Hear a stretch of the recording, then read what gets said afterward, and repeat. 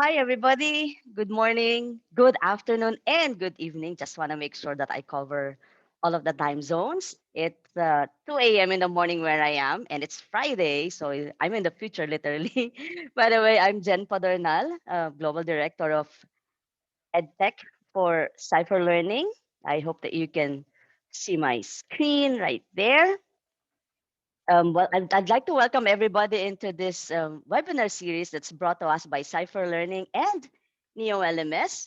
So for everyone's information, NEO LMS is a learning management system that makes it easy for everyone to create and manage all learning activities, whether it's building classes online, assessing students, and enhancing collaboration or tracking our students' achievement.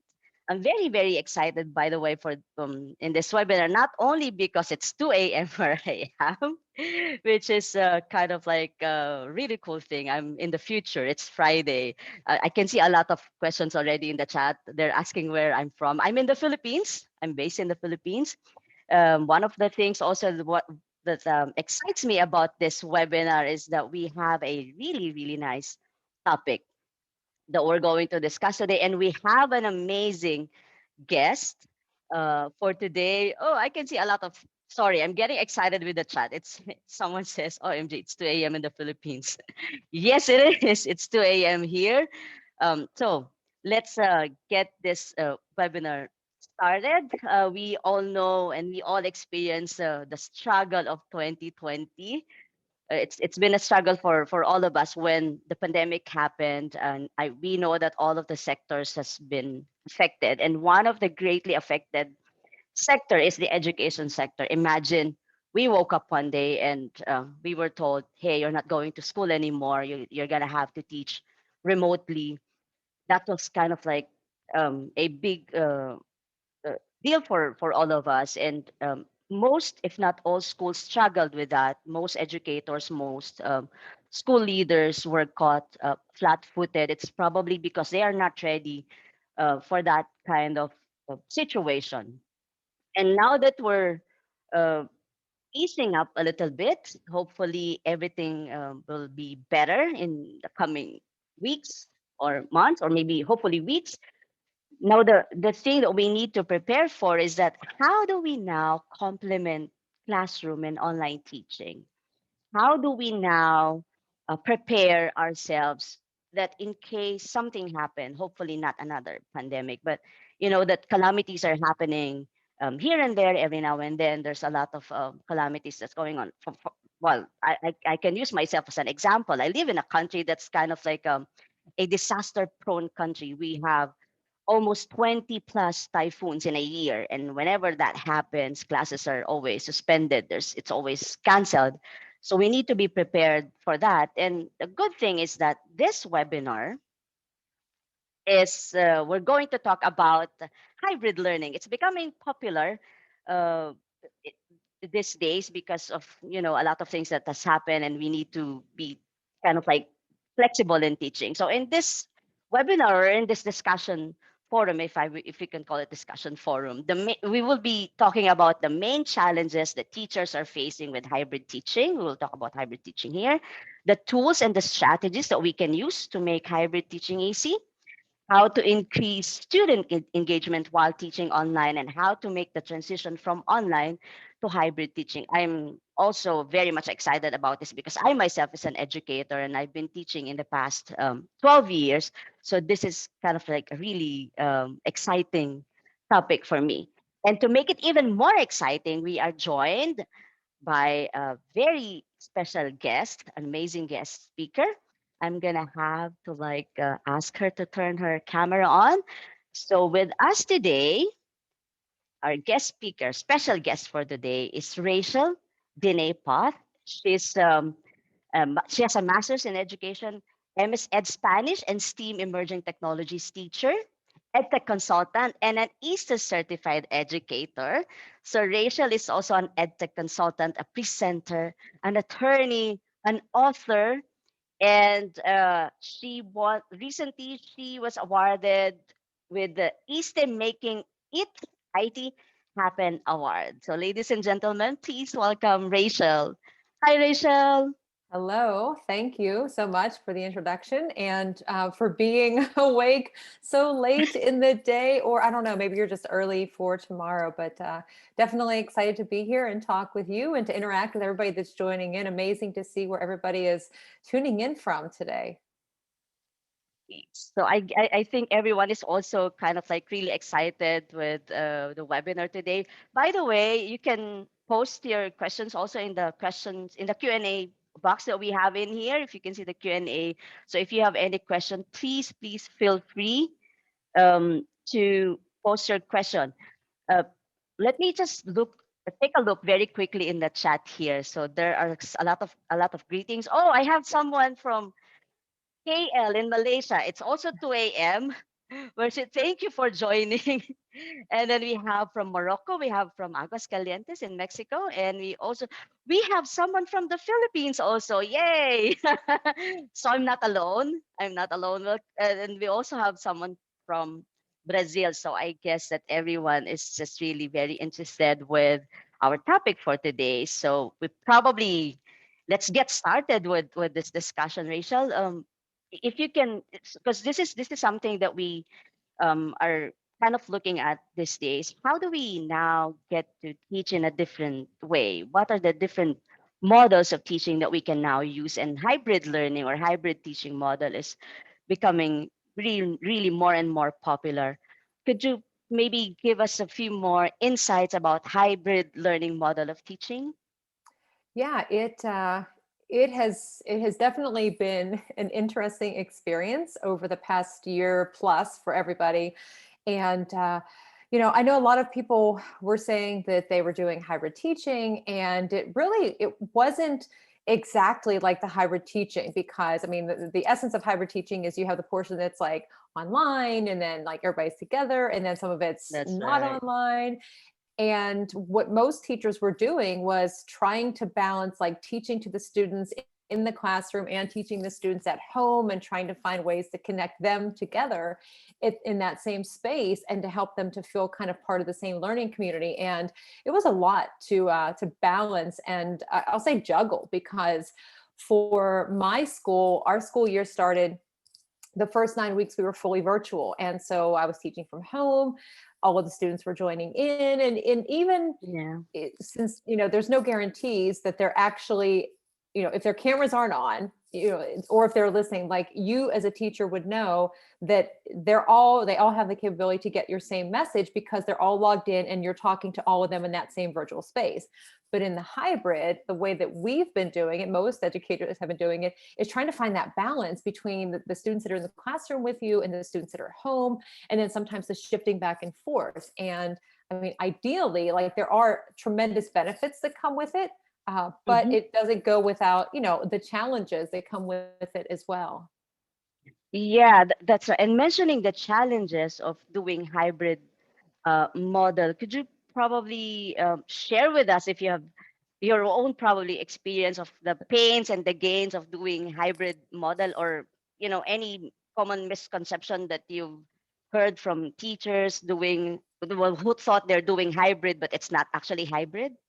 Yeah, I will say that, like I said, the start of this past school year, we started the first 9 weeks virtual, which was totally different than how the last school year ended, because the last school year we were just trying to get through to the end of the year. So we Yes. kind of got into that routine at the beginning of this year with the 9 weeks, and then we had to make that shift to hybrid. And I just remember like the first day being back in the classroom with some of the students coming in, I just kept calling it like the great balancing act, because in our current Yeah. situation, with all the things we have to do, you're not just teaching and providing resources and having students do activities. We had all of these other responsibilities when we were in the classroom, like the cleaning and everything that came into it, plus figuring out, with the technology, and if the students at home, if Yes. they could connect. And then for us in our classrooms, for me, the biggest thing was having, multiple devices, so that I could share my screen, I could let students into the meeting, but I also needed an external microphone, because my computer at Yeah. school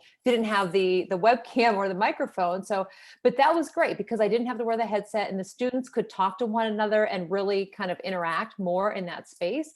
So it just was kind of a shift to thinking, what types of activities do I want to use in my class? Like, which ones are the most beneficial that will give students a chance to interact with each other, that will keep students engaged, especially because if, hybrid, like for the students at home, they're looking at the screens all day, as we That's are as right. educators too. And so it's tough.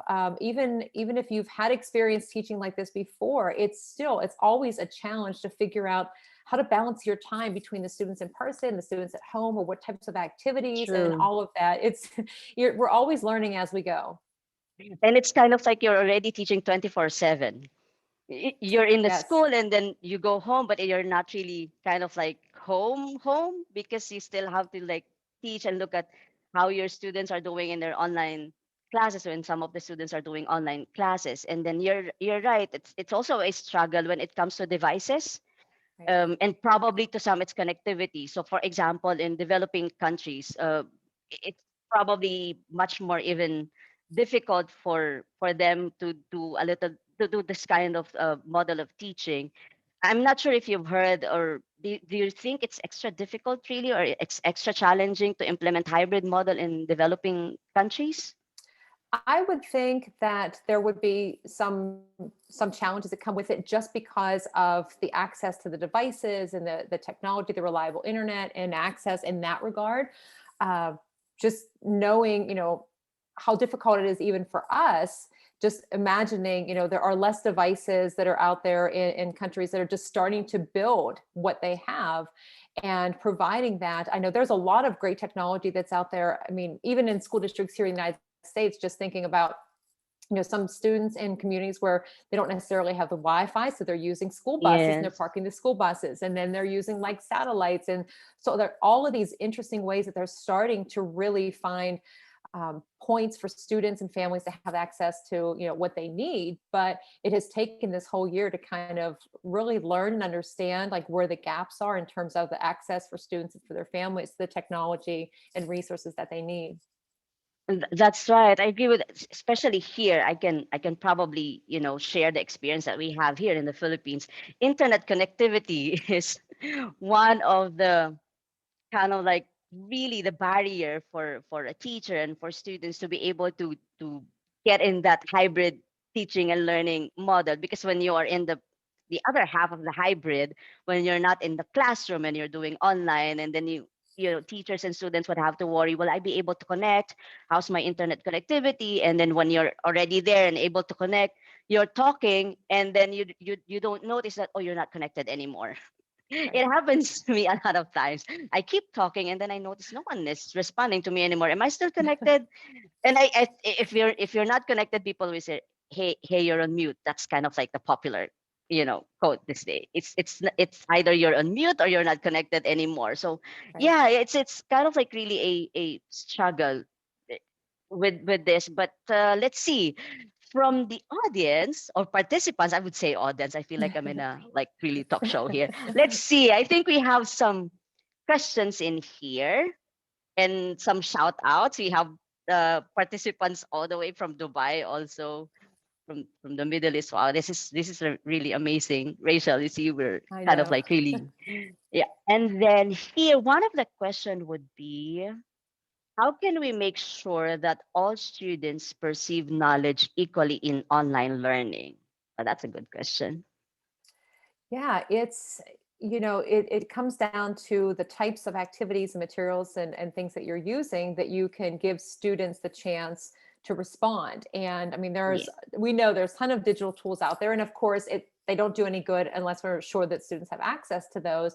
But building in points within our lessons, whether it's, during each class period or things that are happening where students can post later on, that we can get them to respond to us in multiple different formats.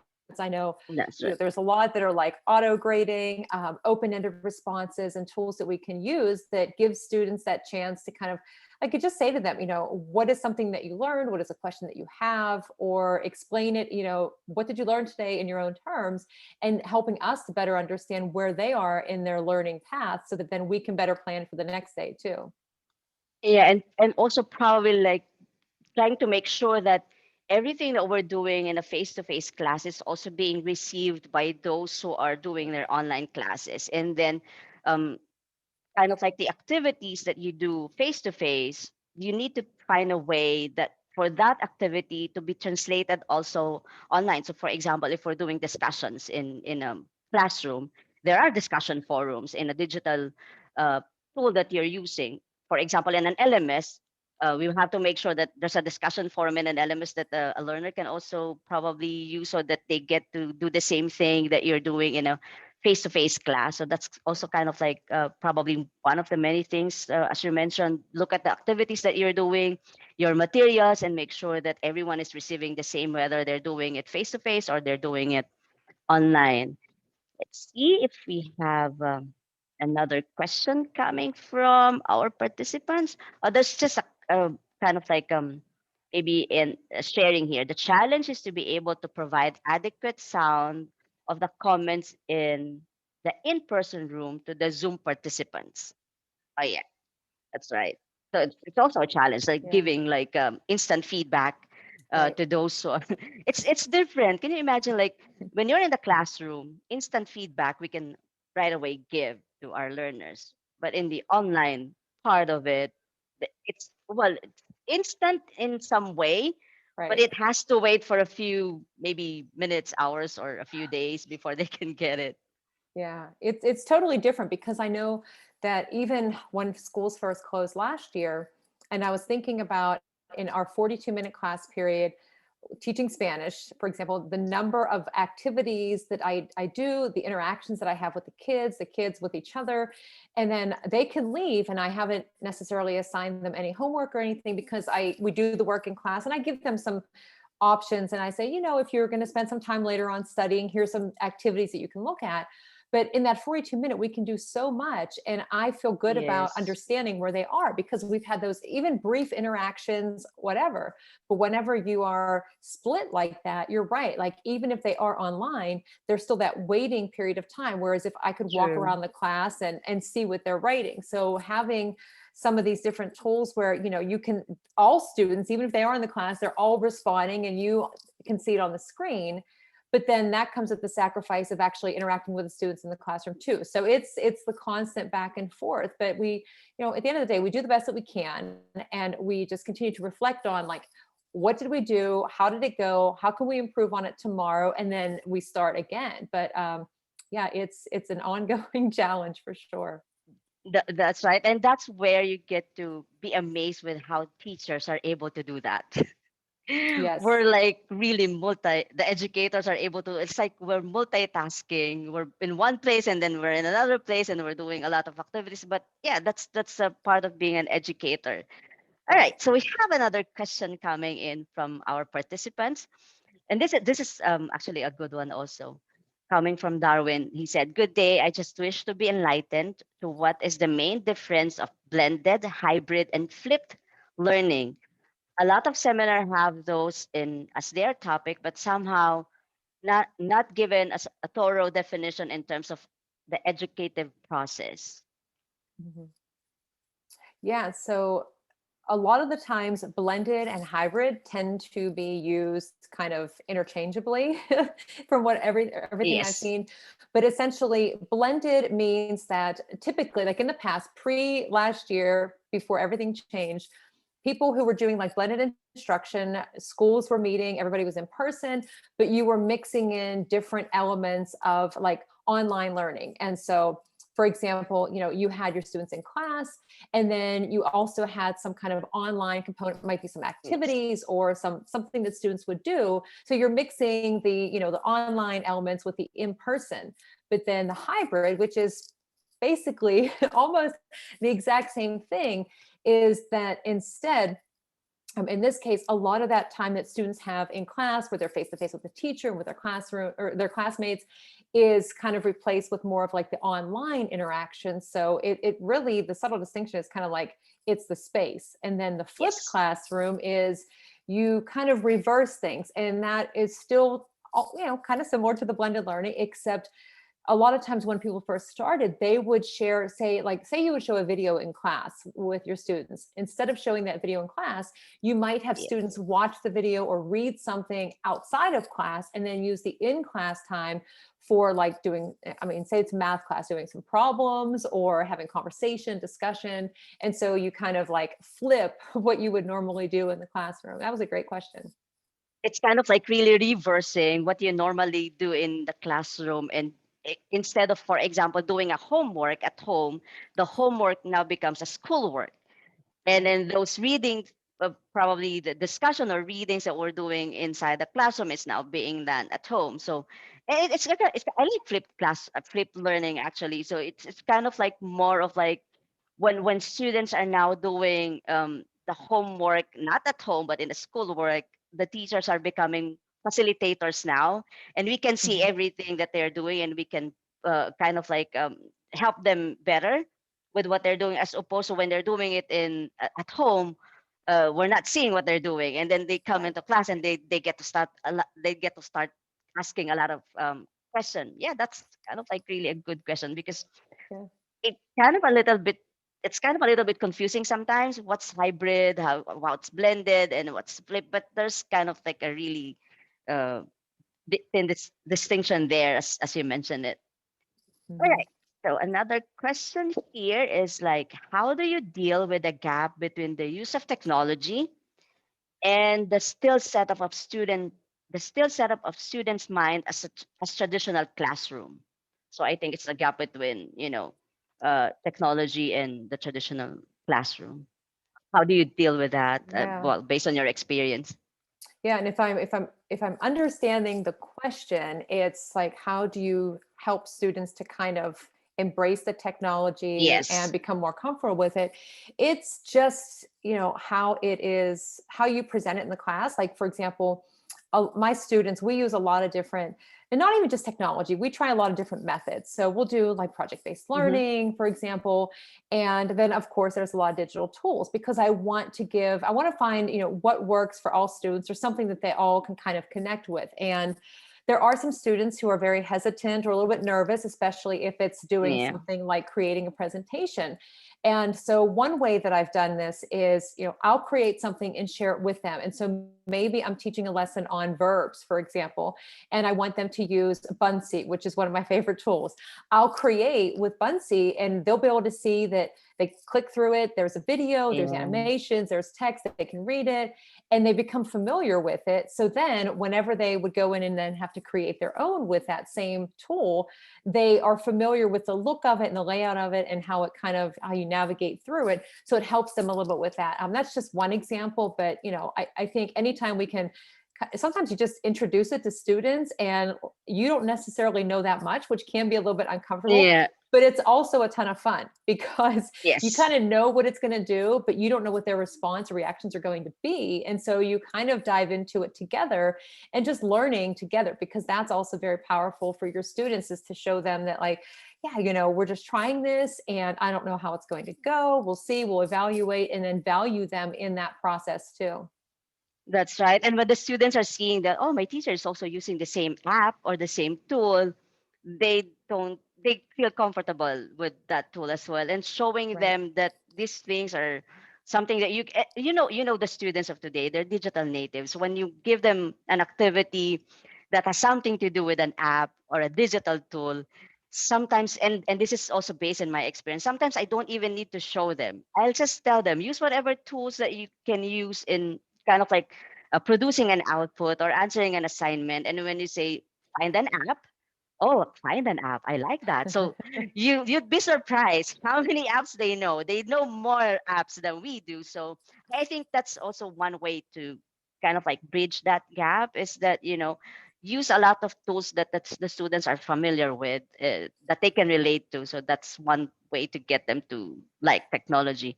And Right. speaking of activities, another question here would be about assessments. Is there any rule of thumb that we can share with the that you can share with the educators when it comes to giving assessments in an online environment? Is there any rule of thumb in an online? Yeah, assessment? I would love to know if there was, because that the assessments that is a really difficult piece of this.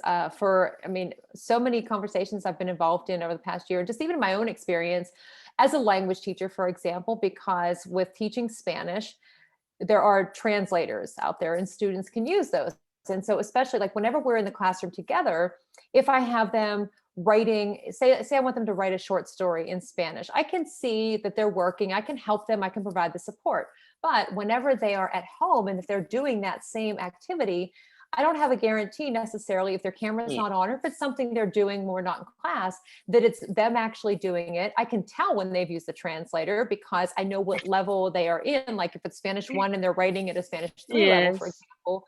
Um, so assessment is tough. And the one thing that I have tried to really focus on in my class with my students, and I've told them, I said, look, it's very important that you complete this activity, do whatever the activity assessment is.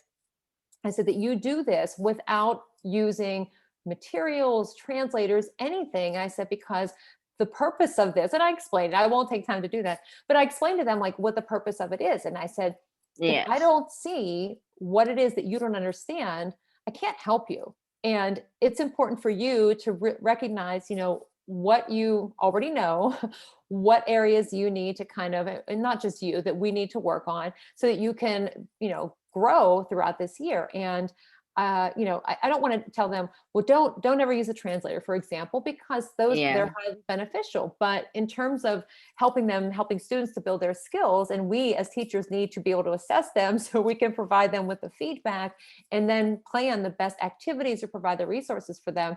I think rule of thumb is, it's explaining to students what the purpose is and how important it is that they just Yes. go into it, and then sharing your own experiences too. But when it comes to the assessments, especially in hybrid or virtual, finding authentic, whether students create something on their own, if there are Yeah. different digital tools that you can use that enable you to put in different questions and have students respond with open-ended responses, and that give you access to like that real time, so you can see as they're responding whether students are in the classroom or at home, and then you can give them that feedback or use tools to give them like verbal or video feedback. That makes a difference when it comes to those assessments. But it's going to be different for everybody, and what works for me in my classroom is not guaranteed to work for somebody else. But it's not something that is easy that I could just say, I wish I could say it's this is all it is. But it's just trying and kind of tweaking as we go. I agree with you. It's not something that's standard that we can do, and something that what works for one teacher works for everybody.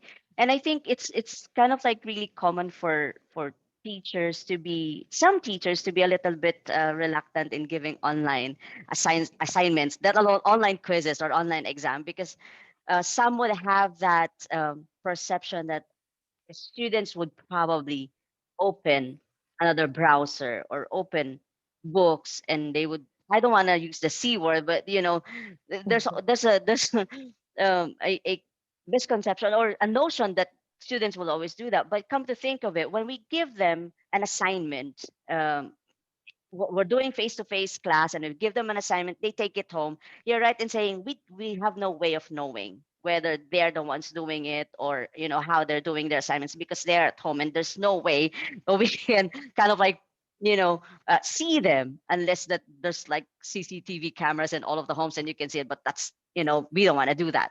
Right. I guess it also boils down to one thing of like trusting your learners and instilling the value of honesty with them is also another, so that we are at peace. Hmm. And then probably maybe one thing that I would do always is that when it's an online assignment or it's an online quiz, and if it's graded, I give kind of like just not so high percentage of that in the final computation of grade, if it's graded, Right. if that makes everyone comfortable. That's one thing that you can also probably do. All right. So another question here is, have you faced a challenge of getting students interact and initiate questions? I'm assuming this is both for online and in class setting. Yeah, It has always been a challenge to have students kind of speak up. And I think that whenever, things that I have done without digital tools, I mean, just having students write, say, questions or responses on paper, and it's like anonymous, because sometimes students are just kind of hesitant to speak up in front of their classmates. There's also, interactive kind of discussion boards and things that you can use to have students post a question, for example. Mhm. If you are hybrid and you have like breakout rooms, breaking students into the groups and then kind of rotating through them. And sometimes you have to kind of get them started. But that has definitely worked more this year for me, especially just as an example, presentations with projects. Typically, we Mhm. would have students do their project and they would present to their classmates. But this year was a little bit more difficult, especially with the time it took for everything being Yes. online and everything else. So I used breakout rooms and I had students in different groups. And then I Mhm. used a Google Jamboard. And as students did presentations to their small groups, they were definitely becoming more comfortable and building confidence and speaking Spanish and speaking in that small group. And then they were sharing what they were learning onto that whole collaborative space with everybody in their class. So they could, interact and they could see what they were posting. So it definitely kind of fueled some of their interactions and the discussions, and then save some time for us too. I mean, I wish we could be in the classroom together, but it was a workaround that I had to kind of change it up a little bit just because of timing and things, but it provided a decent workaround for not being able to be together in class. So that's a few recommendations at least. And I think that also answered the next question here on how can we ensure full participation of students throughout the whole class. What are the different methods to improve their participation and their interest? I think that also answered this question. And if I may add to that, there are a lot of tools that we can use to get our students to participate. And, we all have experienced this as an educator, whether it's online or face to face, there are students who would probably be too shy to participate in a discussion or a recitation. One thing that I have done before is a tweet to recite. They can tweet the answer to a recitation, and then well, I'm using NEO LMS. That's the learning management system that I'm using. We have discussion forums in there, so I agree with the discussion forum. It helps a lot when you leave kind of like a topic in a discussion forum and everyone can participate, or create the team assignments when everyone can collaborate. That's a kind of like good suggestions also that you can probably look at. All right, we have a lot of questions coming in. This is really nice. Here, we have another one. Uh, I want to read it because he or she said, hello, what is the recommended number of students in a class so all students can be engaged and so that the instructor can follow them up? So I'm assuming this is within an online class. Is there kind of like a recommended size? Yeah, I know that just in, again, not an expert, but in things that I have read, they would typically say like smaller groups or like 15 to 20, but I know that I've been in some online classes just I mean as an adult primarily, where the numbers have been a lot higher than that. And I think the key is, having something in place that if you do have a larger number of students, so they can kind of engage. And one example would be like station rotation. Now in physical Ah, classroom, it's a little yes. bit Yeah. easier, but Catlin Tucker has her blog and she gave ideas for how you can do station rotations in hybrid or fully virtual. And it's not the same experience as being together, but whenever you say you have 40 students, and if you can, and it would take a lot of time for you to come up with a lot of different stations, but when I was doing this in my classroom, in the physical classroom,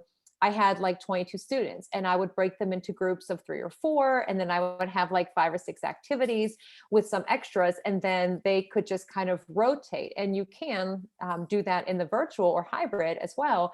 And I would recommend checking out Catlin. She had a blog on it because you can use some of those tools like, I'll say Padlet, and you can have the different activities. So then even if you are hybrid and students are, say, in breakout rooms, they can see on that same board that could be projected in your classroom with the students that are in that physical space and work through them. And so they're continuing to work on something. You as the teacher can pop into the meeting rooms, you can pop around to your classroom and interact with students. But depending on what they're working on, you see their engagement or their completion of the activities, or areas that they might need some additional support with, and then you can give them that feedback. And I think that also answers the next question here about a suggestion that you can give for running a discussion concurrently with the group in the classroom while you also have a group of students online at the same time. And how do we make it fair for both groups to participate and feel engaged? I think that already answered this one. And there's another question about how could hybrid teaching incorporate online laboratory activities and how effective it is? Oh yeah, that's also a good question. Yeah, I don't I don't have any. Well, with my STEAM class, we do some activities, but I can give you an example. A friend of mine that I teach with, who teaches physics and teaching fully virtual, what he did was he put together these like home lab kits, for example, and he Yes. got some things from the dollar store and he had them in Ziploc bags, and he put all the kits together and some information for the students.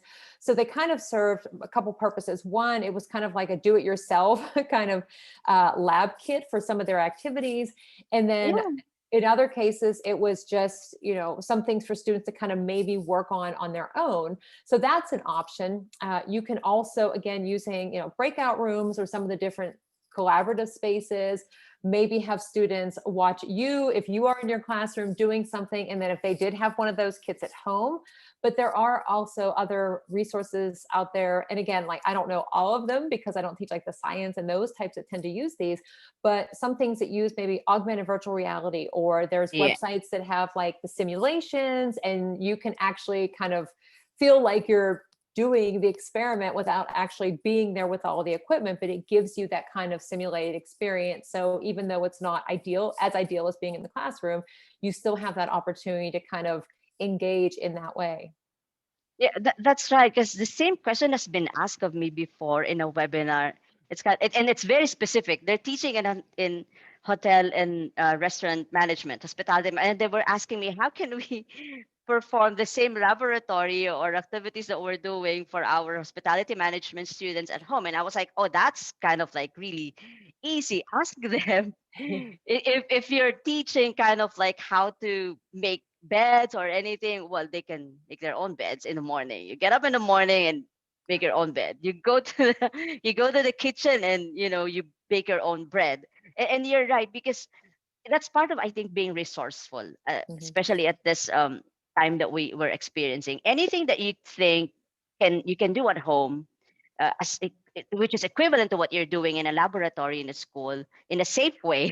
For example, chemistry, you have to combine a lot of chemicals in there, and then just find something at home that you can use. Mhm. Anything that's safe. Right. Probably make something for food, as long as it doesn't poison you or make you sick. Right. But that's going to be a good it's going to be an experiential learning for the students, and we're also teaching them somehow life skills. So I Right. think finding like an equivalent activities that you're doing in a laboratory that they can do at home, that's actually a good suggestion that you mentioned, where I'm also not teaching any laboratory classes, but that's what I'm thinking. For example, my if I could use my niece as an example, I taught her how to bake cookies. And then while we're baking, I thought, oh, maybe now we can learn math in here. What is half? What's 1 cup? What's the you know it, somehow they're learning mathematics at the same time they're learning chemistry. Although I'm not her teacher, but that's also kind of like a really good way for them to learn. It's kind of like laboratory work already. Yeah. All right. Here, another question. Getting students to interact in a multi-gender classes is difficult to me. How to increase this sort of interaction? Uh, Let me read that one again. Okay. Yeah, Okay. that is, and that happens all the time. I know, just in my experience, I've had students who, for whatever reason, hesitate to speak up, or don't want to work with, like, they want to work with their friends. And that's where stations and, mixing the groups up really helped, because a couple of years ago when I started to do that, I wrote students' names, and there are faster ways to do this. You can put the names on a wheel and generate, and spin it and make it kind of fun. But I had students' names on papers. And so every week I would just shuffle them and I would put students in different groups, because it's so important for them to build their social emotional learning skills and collaborate and communicate and build, all of these things that we're helping them to do in our classrooms are preparing them for the future and being able to be part of a team and, problem solve, be creative in learning, for example. So the best ways to do this are trying to randomly put them into groups, or I know for some students, speaking up in front of other groups, especially when you don't really know them, or if you haven't been in the classroom, building those relationships is a little bit more Yes. difficult. So just as an example, what I did this year also is I used like Flipgrid, and Oh, students did yes. introductions. And Yeah. first, for comfort, I had them just introduce themselves to me. Now, I know most of my students each year because I'm the only Spanish teacher, but I do have a group like the level ones that come in, a STEAM class that comes in, and some of them know each other, but a lot of them don't. And so using something like, say, Flipgrid, where you introduce yourself to your students, or if you're just having a discussion and you post a prompt and you want students to respond. But part of it, what I have had them do in the past has been, okay, I want you to respond, and then I want you to give some feedback or to respond to what somebody else has said. And so where some students may not necessarily, and adults, the same thing when you're discussing. I mean, sometimes adults are the same. We don't want to speak up in front of our peers, even though they're, our peers. So providing that support and say, okay, I want you to respond where you may not be comfortable in the physical space, using something that's a video response where you're Yes. responding to them, but you're building that comfort, even though like right now you're at home, you're comfortable wherever you're recording, and you're responding to your classmate.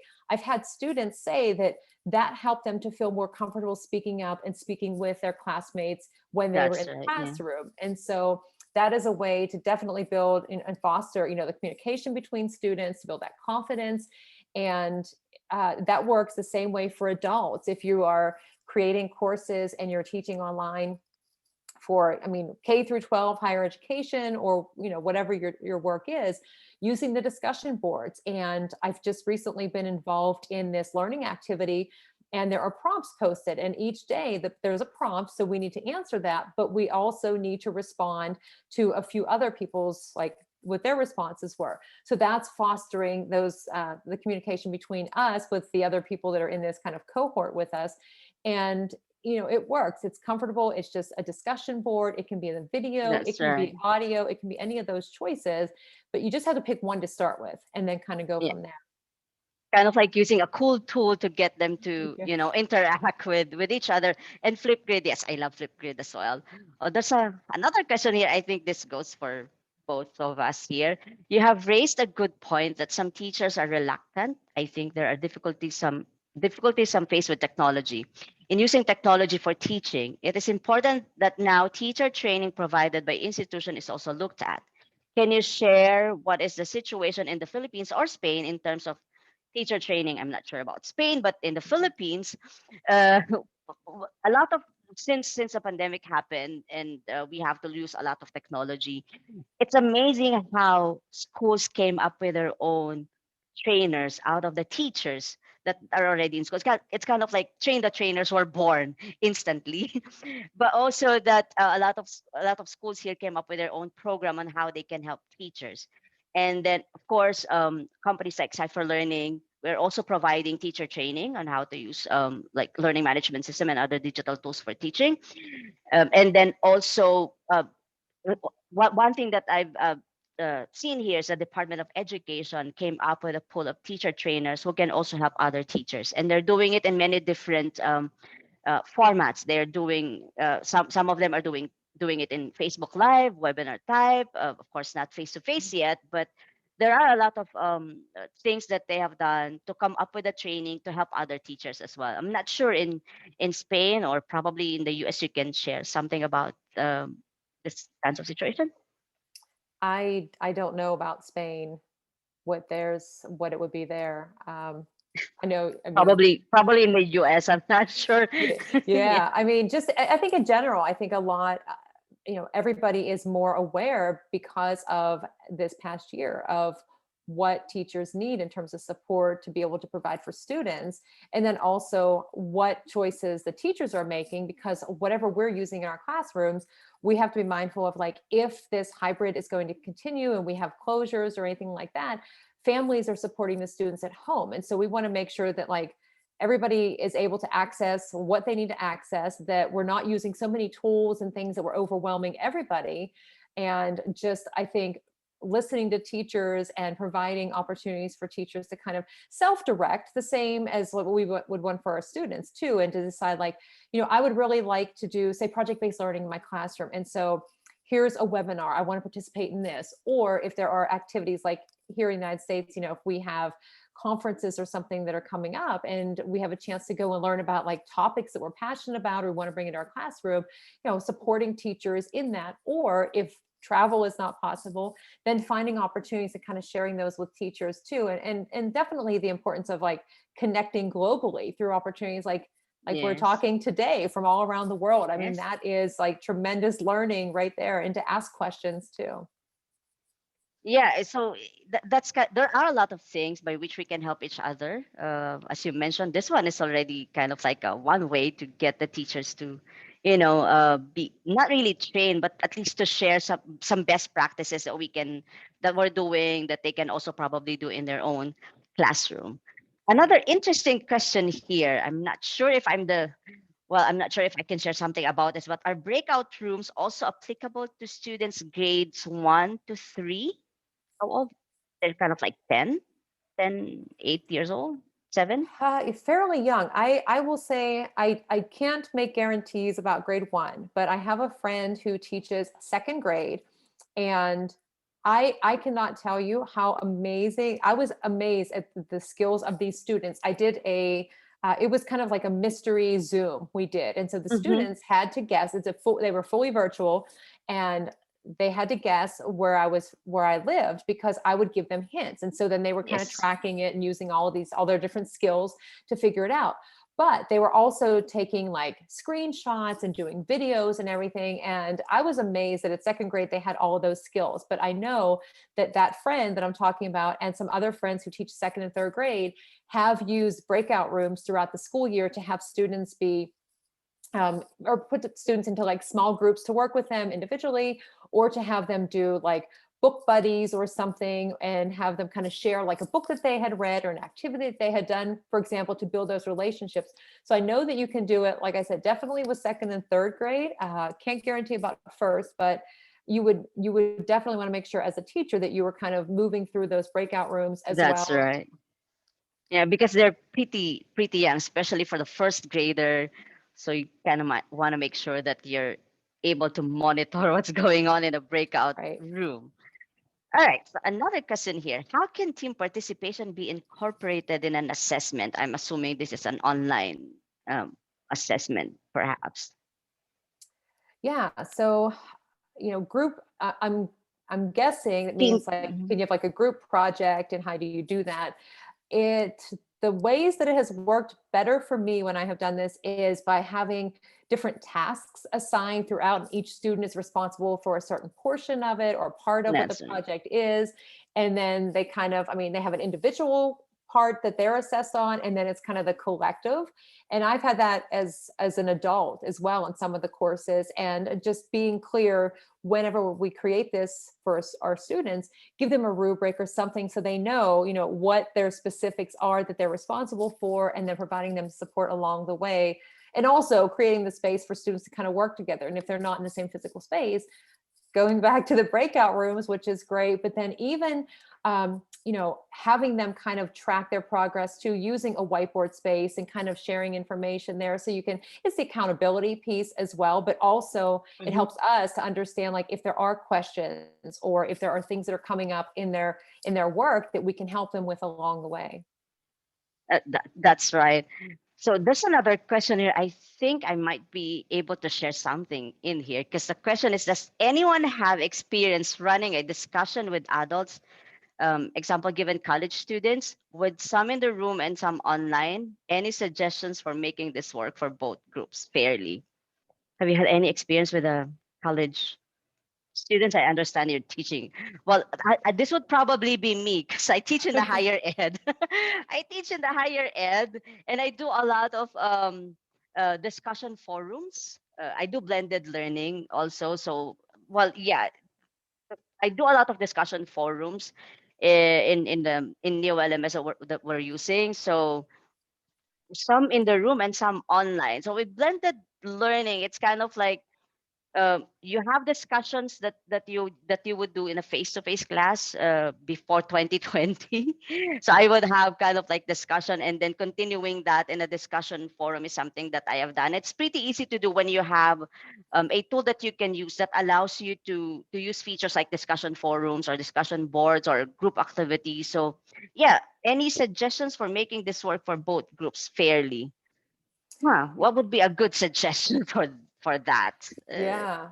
I think maybe just dividing up the task, because sometimes you have like two groups, and maybe group one and group A, whatever, is responsible for posting content or posting like a question or a resource. And then the others are responsible for maybe responding. And then you flip that so that both are participating, but in different ways. That might be something that works. Again, I don't know about the size and number of students or anything Yeah, you use, but sometimes just having, even I'll go back to the Padlet. If you had like a discussion, say 5 different topics, and each person, whether they're, I mean, when they're in the room, they can pull it up. My students have done this and post, and then the people that are at home can see it. It's kind of awesome how you can see people from wherever, and it can be global collaboration too. It obviously doesn't matter, but being able to feel like you're actually having a conversation because you're posting on that same space, even though you're not in the that's same right. physical space.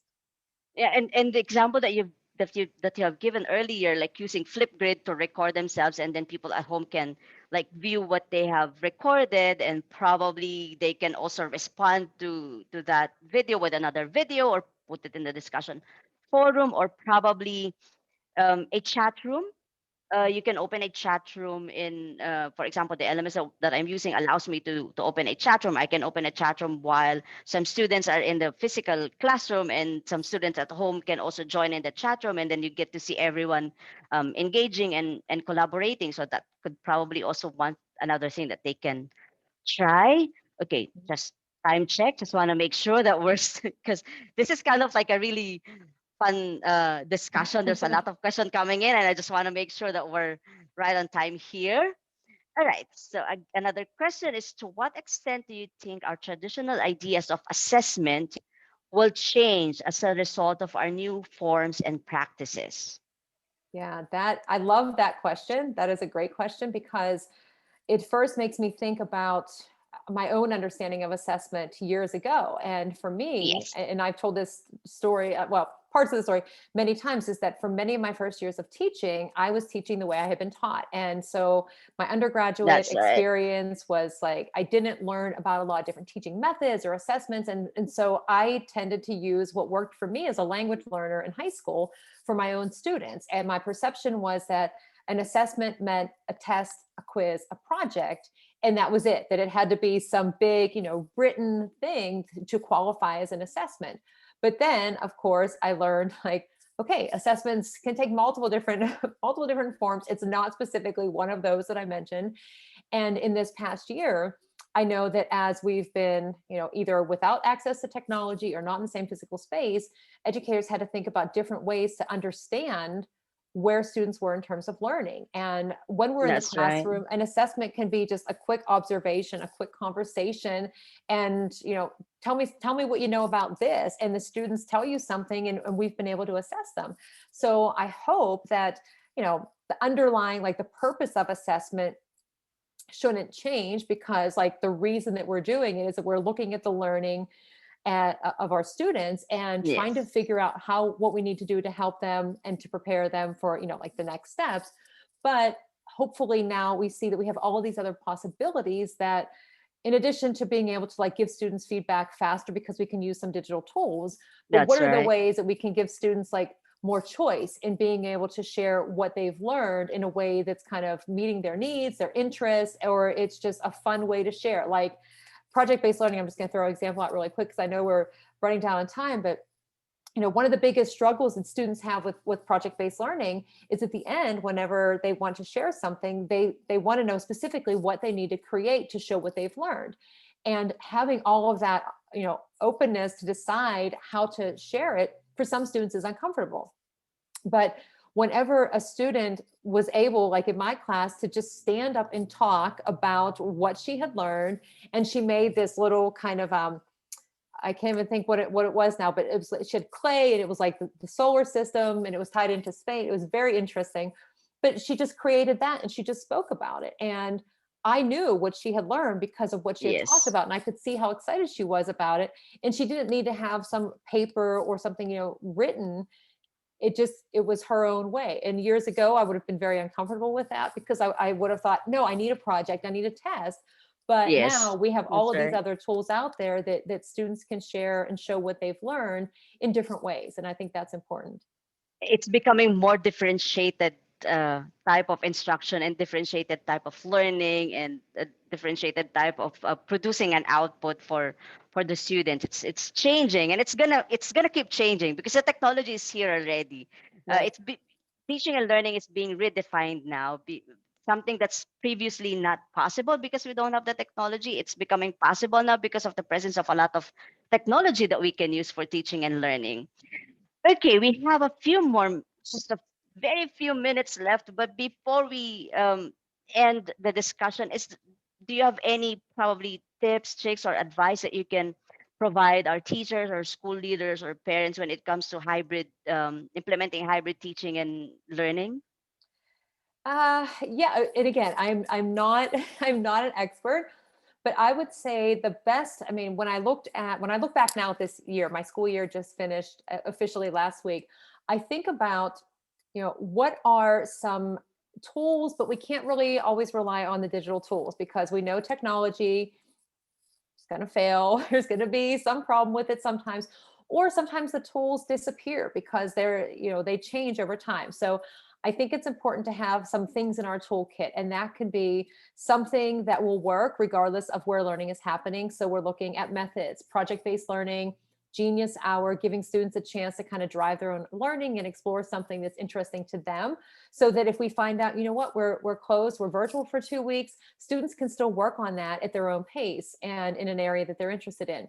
But then also having some tools that help students to build skills and to feel more connected, because if we're in hybrid and students aren't together, as was a big part of this year, then how can we help to foster that kind of classroom community with ourselves and our students and them with each other, and using some of the tools that are interactive, have multiple ways to use them. And I usually have like 5 or 6 that I rely on because they do different things. And I can see, I can have students at home and students in the classroom playing a game together, for example, and that's giving me information because I see their responses. It's also giving them information because they see their responses, and then we can work on that the next day. Having tools that students can create interesting creative presentations, like I mentioned before, Buncee, which is also great for teachers to create lessons that have videos and links in them. But I think it's just really important to have a handful of tools and methods to start with, that can do a lot of different things, and that students can access, and that provide a lot of opportunities for students to kind of show what they're learning too. Wow, thank you so much, Rochelle. This has been great. I wish that we have more time, but this has been very informative. You can see from the chat box a lot of positive feedbacks coming from our participants. Thank you so much to everyone who's participated in today's webinar. We would be happy to see you in our next webinar. But this is something that you can also probably are asking how to obtain a certificate of participation. So for our participants, this is how you can get your certificate of participation. All attendees who registered to our site will receive a certificate for their participation. Here's the registration link. Certificates will be issued at the end of the webinar. So thank you so much, everyone. Thank you, Rochelle, for joining us. Thank you for your time. Thank you to all our participants worldwide. We're literally worldwide, coming from different parts of the world. Thank you so much, and we hope to see you again in our next webinar. Thank you, Thank everyone. you. Stay safe.